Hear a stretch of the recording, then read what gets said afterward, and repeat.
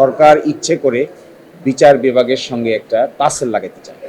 আমি মনে করি তারা যে কাজ করেছেন এটি আদালত অবমাননা করেছে। এই সচিবালয়ের স্ট্রাকচারকে তারা ডিসম্যান্টাল করেছে।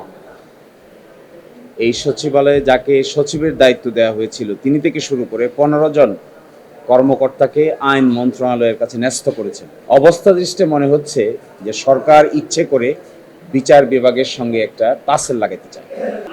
এবং যে মামলাটি আমরা দায়ের করেছিলাম এই কোর্টে আমি সকালবেলায় বিষয়টি মেনশন করেছি এবং তারা প্রথম বলেছিলেন যে তারা আপিল ফাইল করবেন। আজকে আমাদেরকে মাননীয় হাইকোর্ট বিভাগ বলেছেন তারা 7ই জুন পর্যন্ত অপেক্ষা করবেন। 7ই জুনের পরে হাইকোর্টের এই রিট পিটিশন শুনানির জন্য আসবে, কারণ 7ই এপ্রিলে রায় প্রকাশ হয়েছে। আপিল দায়ের করার সময়সীমা হলো 60 দিন। এই 60 দিন 7ই জুনে অতিক্রান্ত হবে। এই 7ই জুনের মধ্যে যদি সরকার পক্ষ এই ব্যাপারে আপিল দায়ের না করে সচিবালয়কে ডিসমেন্টাল করার যে কৌশল নিয়েছেন এটি তারা সম্পন্ন করেন, তাহলে 7ই জুনের পরে আমাদের হাইকোর্ট বিভাগে নতুন আইনকে চ্যালেঞ্জ করে যে রিট পিটিশন করা হয়েছে এটি শুনানির জন্য গ্রহণ করা হবে। আজকে রাষ্ট্রপক্ষকে এবং অ্যাটর্নি জেনারেল অফিসকে এই মেসেজ দিতে বলেছেন। একই সাথে এটাও বলেছেন যে বিজ্ঞ অ্যাটর্নি জেনারেল ওই দিন আদালতে হাজির হয়ে মৌখিকভাবে যে অ্যাসুরেন্স দিয়েছিলেন, আদালত বলেছিলেন যে এটি তাদের ডিজায়ার যেন এই সময়ের ভিতরে সচিবালয়কে কোনোভাবেই ডিস্ট্রয় করা না হয়। কিন্তু আদালতের সে ডিজায়ার তারা শুনেন নাই, আপিলও ফাইল করেন নাই। এই ধরনের আচরণ সিরিয়াসলি কন্টেম্পচুয়াস। আমরা কন্টেম্প নোটিশও দিয়েছি, আমরা দ্রুতই কন্টেম্প পিটিশনও ফাইল করি। আমরা মনে করি বিচার বিভাগের সঙ্গে এই ধরনের আচরণ করাটা শুধু দেশের জন্য ক্ষতি না, দেশের ভাবমূর্তি বিদেশেও ক্ষতিগ্রস্ত হচ্ছে। একটা বড় ধরনের সংস্কারের অংশ হিসেবে বিচার বিভাগকে আলাদা সচিবালয় প্রতিষ্ঠা করা হয়েছে এবং এই সচিবালয় প্রতিষ্ঠা করার ক্ষেত্রে বাংলাদেশ সম্পর্কে পৃথিবীর বিভিন্ন দেশে মানুষের ধ্যান ধারণার ভালো জন্ম নিয়েছিল, উচ্চ ধারণার জন্ম নিয়েছিল যে বাংলাদেশ সত্যিকার অর্থেই একটি স্বাধীন বিচার বিভাগ প্রতিষ্ঠায় কার্যকর ভূমিকা রেখেছে। কিন্তু যে কাজ এখন করছেন এটা অনেকটা পিছন দিকে ঠেলে দিচ্ছেন সবকিছুকে। তারা পিছনে দেখছেন, তারা ফরওয়ার্ড লুকিং না, তারা রিফর্মের পক্ষে না, তারা বিচারকদেরকে স্বাধীনতা দেওয়ার পক্ষে নয়, বিচারকদের নাকে তারা নাক পাশ লাগিয়ে রাখতে চান।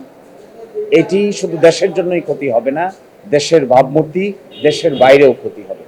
ইতোমধ্যে শুরু হয়েছে, বিদেশি যারা স্টেক হোল্ডার আছেন তারা এই সমস্ত ব্যাপারে কনসার্ন রেজ করেছেন, আলোচনা করছেন, গোলটেবিল বৈঠক হচ্ছে।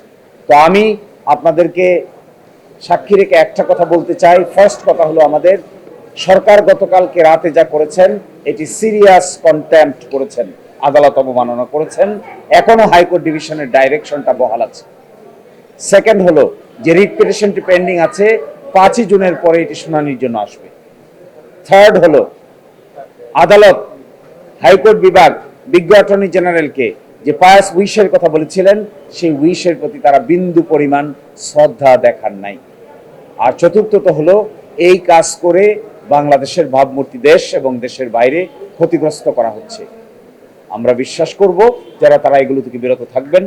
আমরা আগামীকালকেই একটি কন্টেম্প পিটিশন দায়ের করব এই ব্যাপারে। আজকে আমরা কোর্টে মেনশন করেছি রিট পিটিশনটা পেন্ডিং আছে my lord justice Sohel Ahmed এর ডিভিশন বেঞ্চে, আহমেদ সোহেলের ডিভিশন বেঞ্চে, এবং সেখানে ওল্ড 23 নম্বর কোর্ট, সেখানে আমরা মেনশন করে এই প্রজ্ঞাপনটাও দেখিয়েছি এবং আমাদের কনসার্নের কথা বলেছি। আদালত সারপ্রাইজ হয়ে বারবার ডেপুটি অ্যাটর্নি জেনারেলকে বলেছেন যে আপনারা আমাদের সামনে কোর্টে এসে বলেছেন, কোর্টের ডিজায়ারটা সেদিন আপনারা রিসিভ করেছেন, বিজ্ঞ অ্যাটর্নি জেনারেল নিজে হাজির ছিল, তাহলে এই সমস্ত কাজ কেন করছেন? সকলে মিলে তো এটি ইমপ্রুভ করার কথা, কিন্তু আপনারা তো এটা পিছন দিকে হাঁটছেন। এই যদি কোনো আইনে লোফল থাকে, আইনে যদি কোনো ত্রুটি থাকে, তাহলে সেই ত্রুটিটা সংশোধন করার জন্য সকলে মিলে ফাইন টিউনিং করা যায় এবং সেটা সংশোধন করা যায়। কিন্তু তা না করে সচিবালয়ে যেটা এস্টাবলিশ হয়েছিল সেটাকেই তো আপনারা ধ্বংস করে দিচ্ছেন। অ্যাটর্নি জেনারেলের অফিসের ডেপুটি অ্যাটর্নি জেনারেল বলেছেন এই বিষয়ে তিনি আজকেই বিজ্ঞ অ্যাটর্নি জেনারেলকে জানাবেন এবং সরকারের কনসার্ন বিভাগকে তিনি কমিউনিকেট করবেন, মৌখিকভাবে তিনি এটা বলেছেন।